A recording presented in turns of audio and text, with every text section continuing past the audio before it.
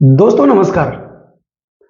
मैं ज्योतिषाचार्य डी शास्त्री और आपके अपने YouTube चैनल नक्षत्र एस्ट्रो वर्ल्ड में मैं आप सभी का सादर अभिवादन करता हूं।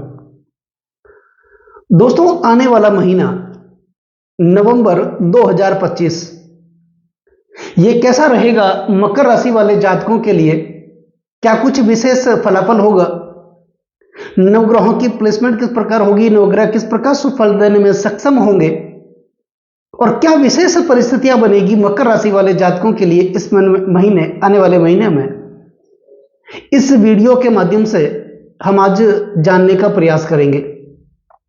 दोस्तों ये जो राशिफल है आपकी जन्म की राशि चंद्र राशि पर आधारित है, अर्थात गोचर पर आधारित है। और अगर आप मेरे साथ चर्चा करना चाहते हैं, अपनी जन्म कुंडली का विश्लेषण मुझसे करवाना चाहते हैं, तो सिर्फ वीडियो और चैनल के डिस्क्रिप्शन में मेरे कॉन्टेक्ट नंबर है, आप मेरा संपर्क कर सकते हैं। यह महीना नवंबर 2025 विशेष तौर पर कैसा रहेगा आपके स्वास्थ्य के लिए, आपकी शिक्षा के लिए, प्रेम प्यार के लिए, वैवाहिक जीवन के लिए और महत्वपूर्ण विषय आपके भाग्य, करियर और बिजनेस के लिए कैसा रहेगा? दोस्तों जैसे ही नवंबर महीने की शुरुआत होगी आपके लिए ग्रह गोचर की स्थिति ठीक इस प्रकार रहेगी। राहु कुंभ राशि में आपके द्वितीय भाव धन कुटुंब और वाणी के भाव में विराजमान रहेंगे। वही आपकी राशि के स्वामी शनिदेव आपके तीसरे भाव में बृहस्पति की राशि मीन राशि में विराजमान रहेंगे। देवगुरु बृहस्पति चंद्रमा की राशि कर्क राशि में और अपनी उच्च राशि में आपके सप्तम भाव में विराजमान रहेंगे। केतु आपके अष्टम भाव में विराजमान रहेंगे।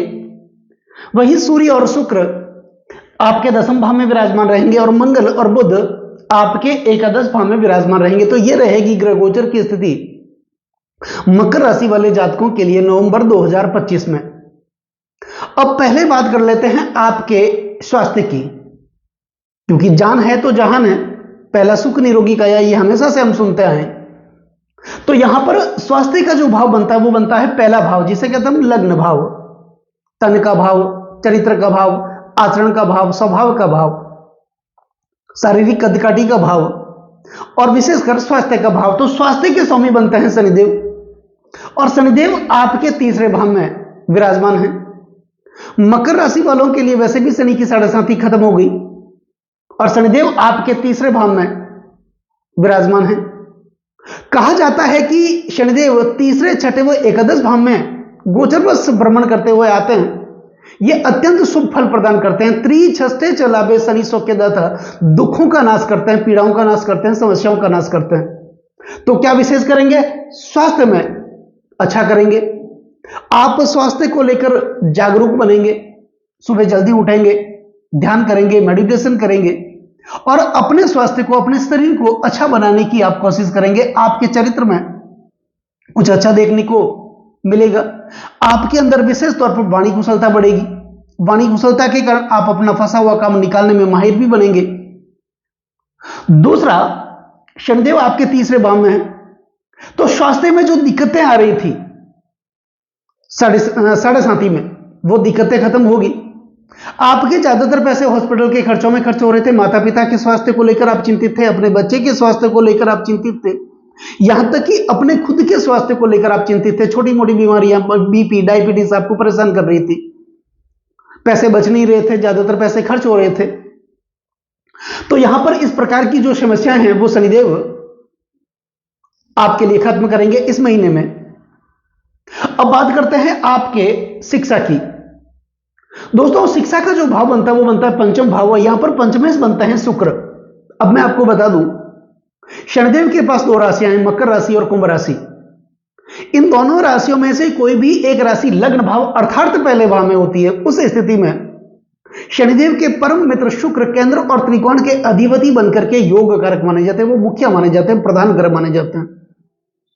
तो यहां पर पंचमें शुक्र, और शुक्र विराजमान है दसम भाव में, अपनी स्वराशि तुला राशि में। दोस्तों पंच महापुरुष राजयोग नाम तो आपने सुना ही होगा। शुक्र अपनी स्वराशि में केंद्र भाव यानी लग्न भाव, चतुर्थ भाव, सप्तम भाव या दसम भाव, इन चारों भावों में से किसी एक भाव में अपनी स्वराशि में विराजमान होते हैं। तो मालवीय नामक पंचमहापुरुष राशियों का निर्माण करते हैं। तो शुक्र की स्थिति प्लेसमेंट बहुत अच्छी है मकर राशि वालों के लिए। एक तो वो योग कारक है, प्रदान ग्रह है, दूसरा दशम भाव में अपनी स्वराशि में विराजमान है, केंद्र भाव में विराजमान है। तो ये मालवीय नामक पंचमहापुरुष राजयोग का निर्माण भी कर रहे हैं। अब सूर्य इनके साथ में विराजमान है। सूर्य हालांकि वो अपनी नीच राशि में है, लेकिन इस भाव के स्वामी अधिपति लॉर्ड शुक्र वो स्वयं इस भाव में आकर के बैठ गए। तो शुक्र सूर्य से अपना घर बिगाड़ने कैसे देंगे? स्वाभाविक नहीं देंगे। तो यहां पर बन रहा है नीच भंग राजयोग। सूर्य नीच राशि में होने के बावजूद भी उनका नीचे तो भंग हो रहा है और शुक्र की स्थिति अच्छी है। तो यह भी एक प्रकार का राजयोग है। तो शिक्षा के स्वामी बनते हैं शुक्र और शुक्र दशम भाव में विराजमान है। तो शिक्षा के लिए यह जो महीना है मकर राशि वालों के लिए अत्यंत शुभ रहने वाला है। यदि आप पढ़ाई कर रहे हैं, उच्च शिक्षा ग्रहण कर रहे हैं, तो आपके लिए तो स्थिति बेटर रहने ही वाली है। और अगर आपके बच्चे पढ़ाई कर रहे हैं तो आपके बच्चों के लिए, शिक्षा के लिए बहुत अच्छी स्थिति है। मानसिक स्थिति अच्छी होगी, कुछ कर गुजरने का जज्बा उनके अंदर आएगा, आगे बढ़ने की प्रेरणा उनके अंदर विकसित तो होगी।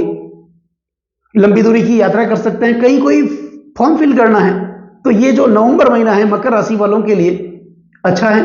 कोचिंग ज्वाइन करना चाहते हैं या फिर हायर एजुकेशन के लिए अगर आप विदेश भी जाना चाहते हैं, बाहर जाना चाहते हैं, या अपने जन्म स्थान से दूसरे स्थान पर जाकर के आप कुछ ऐसा, या तो आप कोचिंग कर सकते हैं या किसी को पढ़ा सकते हैं। तो यह समय मकर राशि वालों के लिए नवंबर का महीना है, कुछ कर गुजरने का होगा, आगे बढ़ने का होगा। अब बात करते हैं आपके प्रेम प्यार की। तो प्रेम प्यार का जो भाव बनता है वो बनता है पंचम भाव। यहां पर पंचमेश बनते हैं शुक्र और शुक्र दशम भाव में अच्छी स्थिति में है, सूर्य के साथ में है। शुक्रादित्य योग का निर्माण भी कर रहे हैं और सूर्य का तो नीच भंग हो रहा है। शुक्र मालवीय नामक पंचमहापुरुष राजयोग का निर्माण कर रहे हैं। तो जो अविवाहित हैं उनके लिए तो विवाह के प्रस्ताव आएंगे। अब जिनकी सगाई भी नहीं हो रही थी, रुकावटें आ रही थी, सगाई होगी। यानी कुल मिलाकर के आपके घर में शहनाई बजने वाली है। कुछ मांगलिक कार्य, सामाजिक कार्य, धार्मिक कार्य होने वाला है। आप शीघ्र ही घोड़ी पर सवार होने वाले हैं। अच्छे समाचार भी मिलेंगे। तो वैवाहिक जीवन के लिए, सगाई के लिए, दांपत्य सुख के लिए शुक्र की स्थिति बहुत बढ़िया है। अब बात करते हैं आपके वैवाहिक जीवन की, दांपत्य जीवन की। तो भाव बनता है सप्तम। अब इस सप्तम भाव के अंदर बृहस्पति अपनी उच्च राशि कर्क राशि में विराजमान है।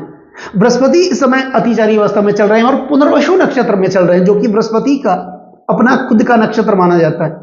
और बृहस्पति सप्तम भाव में बैठ करके इनकी जो सप्तम दृष्टि है, सीधी दृष्टि, वो जा रही है आपके लग्न भाव पर। तो लग्न को ये मजबूत बना रही है, आपको मजबूत बना रही है। और तो बृहस्पति खुद अपनी स्वराशि में, सॉरी स्वराशि नहीं, उच्च राशि में विराजमान है। तो वैवाहिक जीवन के लिए तो अगर कहा जाए तो बहुत अच्छी स्थिति है। अब जो अविवाहित है विवाह के पश्चात तो आएंगे। दांपत्य जीवन में भी अच्छा देखने को मिलेगा। पत्नी के जो रिलेशन है उनमें सुधार होगा। कोर्ट कचहरियों के चक्कर काट रहे थे, उनसे आपको मुक्ति मिलेगी। भागीदार के साथ अच्छे संबंध स्थापित होंगे। अब यह सप्तम भाव दशम से दशम होने के कारण आपके कार्य क्षेत्र का भाव भी माना जाता है। तो कुल मिलाकर के कार्य क्षेत्र में उन्नति देखने को मिलेगी। रोजगार के नए नए अवसर आपको प्राप्त होंगे। आय के नए नए संसाधन आपके लिए विकसित होंगे। आप आगे बढ़ेंगे। भागीदार के साथ भी अच्छे संबंध स्थापित होंगे। तो कुछ नया काम, मांगलिक कार्य होने वाला है। बृहस्पति भाग्य के कारक है, तो भाग्य का साथ भी यहां पर मिलेगा। भाग्य में जो रुकावटें आ रही थी वो भी दूर होगी। बृहस्पति संतान के कारक है। जो व्यक्ति विवाह के लंबे समय तक संतान प्राप्ति से वंचित है, उनके लिए भी खुशखबरी देखने को मिल सकती है। तो यह स्थिति रहेगी। अब बात करते हैं सबसे महत्वपूर्ण विषय की, जो कि आपके लिए भाग्य, करियर और बिजनेस है। तो यहां पर भाग्य का जो भाव बनता है वो बनता है नवम भाव। नवम भाव के स्वामी बनते हैं बुध, और बुध मकर लग्न वालों के लिए कारक बनते हैं। शुक्र योग कारक हैं और बुध कारक बनते हैं। भाग्य से त्रिकोण के स्वामी हैं। और बुध कहां विराजमान है? बुध विराजमान है आपके एकादश भाव में। तो भाग्य का एकादश भाव से सीधा कनेक्शन बन रहा है। एकादश भाव आपके आय का, इनकम का, सपनों का, इच्छाओं का।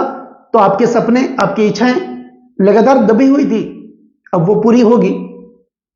आय के नए नए साधन भी विकसित होंगे। और कुल मिलाकर के आप अपने जन्म स्थान से दूसरे स्थान के जाकर रोजगार भी करना चाहते हैं, दुकान लगाना चाहते हैं, या फिर नौकरी करना चाहते हैं, नौकरी में कुछ विशेष परिवर्तन करना चाहते हैं, वाहन खरीदना चाहते हैं, तो ये नवंबर का महीना आपके लिए बहुत बढ़िया रहेगा। बुध के साथ मंगल भी है और मंगल अपनी स्वराशि में है, तो आपके अंदर एक विशेष प्रकार का आत्मविश्वास, अति आत्मविश्वास देखने को मिलेगा। तो यह स्थिति रहेगी आपके लिए। पिता के साथ अच्छे संबंध स्थापित होंगे, पिता के साथ किसी प्रकार का अलगाव भी चल रहा था तो वो अलगाव दूर होगा। आपके अंदर धार्मिकता बढ़ेगी, जहां भी धार्मिक कार्य होंगे, मांगलिक कार्य होंगे, वहां पर आप बढ़ चढ़ करके हिस्सा लेंगे, जिसके कारण आपका मान सम्मान, पद प्रतिष्ठा भी बढ़ेगी, आपका रुतबा बढ़ेगा। आप जहां नौकरी करते हैं वहां पर आपको कोई नया पद दिया जा सकता है, नई जिम्मेदारी दी जा सकती है, और उस जिम्मेदारी को तय समय पर आप निर्वाह भी करेंगे, और कुल मिलाकर के आप का जो जीवन है वो शालीनता भरा होगा, आप आगे बढ़ेंगे और कुछ कर गुजरने की प्रवृत्ति आपके अंदर विकसित होगी। अब बात करते हैं आपके कार्य क्षेत्र की। तो कार्य क्षेत्र का जो भाव बनता है वो बनता है आपका दशम भाव। तो दशम भाव में स्थिति तो बहुत बढ़िया है, और 10 में शुक्र खुद दशम भाव के अंदर विराजमान है, तो यह मालवी नामक पंचमहापुरुष राजियों का निर्माण भी कर रहे हैं। सूर्य हालांकि अपनी नीच राशि में है, लेकिन इस भाव के स्वामी शुक्र खुद वहां पर विराजमान है। यहां पर सूर्य का नीचत्व भंग हो रहा है, नीच भंग राजियों का वो निर्माण कर रहे हैं। तो कुल मिलाकर के दशम भाव मान सम्मान, पद प्रतिष्ठा का माना जाता है। तो आपके जीवन में पद प्रतिष्ठा प्राप्त होगी, मान सम्मान आपको प्राप्त होगा, आपके कार्य क्षेत्र में विशेष कुछ अच्छा देखने को मिलेगा। तो ये स्थिति आपके लिए बहुत बढ़िया है। अब बात करते हैं आपके आय की, आपके इनकम की। तो इनकम का जो भाव बनता है वो बनता है एकादश भाव। एकादश भाव के स्वामी बनते हैं मंगल, और मंगल स्वयं यहां पर विराजमान है भाग्येश के साथ। कितनी अच्छी स्थिति है। और मंगल के बारे में तो हम अक्सर सुनते हैं, तुष्टो ददाति साम्राज्यम रुष्टो हरति तक्षणात्, की जब मंगल प्रसन्न होते हैं अपना समय आने पर व्यक्ति को साम्राज्य दे देते हैं। हमारे शौर्य परिवार के सेना नायक हैं, बल के कारक हैं, साहस के कारक हैं, पराक्रम के कारक हैं। तो कुल मिलाकर के आपके अंदर आत्मविश्वास प्राप्त होगा, और आत्मविश्वास से तो जीवन में हम आगे बढ़ सकते हैं। तो यह स्थिति मकर राशि वालों के लिए आने वाले महीने नवंबर महीने में रहेगी। तो कुल मिलाकर के स्थिति बहुत बढ़िया। अब बात करते हैं कुछ महत्वपूर्ण उपायों की। तो लग्नेश शनि से संबंधित कुछ उपाय कर लीजिएगा। शनि के 20 मंत्रों का उच्चारण, शनि के पौराणिक मंत्रों का उच्चारण, ओम कृष्णा गाय विद्महे रवि पुत्र धीमहि तनो शनि प्रचोदयात्, इस मंत्र का आप उच्चारण करते रहें। बजरंग बली के मंदिर में जाएं, हो सके तो घर में एक बार सुंदरकांड का पाठ भी आप करवा सकते हैं। शनिदेव से संबंधित जो वस्तुएं हैं, काले तिल, उड़द, लोहे की कील, और उसको काले रंग की पोटली में बांध करके अपने ऊपर घुमा करके किसी जरूरतमंद को दान कर दें। लोह पात्र का दान करें, छाया पात्र करें। छाया पात्र में करना क्या है, शनिवार के दिन संध्या काल के समय आप सरसों का तेल लें, मिट्टी का दीपक लेकर के जाएं, और उस मिट्टी के दीपक में सरसों का तेल डाल करके अपना मुख देखें, जलाना नहीं, अपना मुख देखें, और आप उस पीपल के वृक्ष की जो जड़ है वहां पर रख के आप आ जाएं। और रखने के बाद जब आप वापस निकलते हैं, किस कदम तक पीछे मुड़ के आपको नहीं देखना। ये उपाय आप कर लें। बहुत अच्छी स्थिति आपके लिए, मकर राशि वालों के लिए इस महीने में रहने वाली है। तो विशेष प्रगति देखने को मिलेगी। तो दोस्तों नमस्कार।